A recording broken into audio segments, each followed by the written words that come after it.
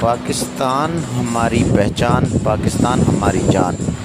قومی پرچم پوری دنیا میں جہاں جہاں پہ ہم دیکھتے ہیں، یقین جانیں دل خوشی سے نہال ہو جاتا ہے، اور اسی سے ہماری پہچان ہوتی ہے۔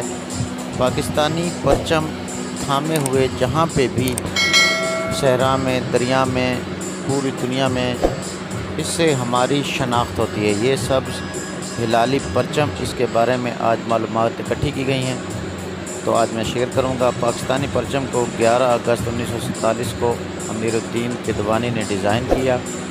پاکستانی پرچم 2 رنگوں پر مشتمل ہے، 11 سبز اور دوسرا سفید۔ سبز رنگ مسلمانوں کی اکثریت کو ظاہر کرتا ہے اور سفید رنگ اقلیتی کمیونٹی کو ظاہر کرتا ہے۔ پاکستانی پرچم میں 2 نشان ہیں، چاند اور ستارہ۔ چاند ترقی کی علامت ہے اور ستارہ علم اور روشنی کی علامت ہے۔ پاکستانی پرچم کو سب سے پہلے مولانا شبیر عثمانی نے لہرایا۔ اللہ پاک سے دعا ہے، اللہ پاک ہمارے اس پرچم کو رہتی دنیا تک آباد و شاد رکھے، آمین۔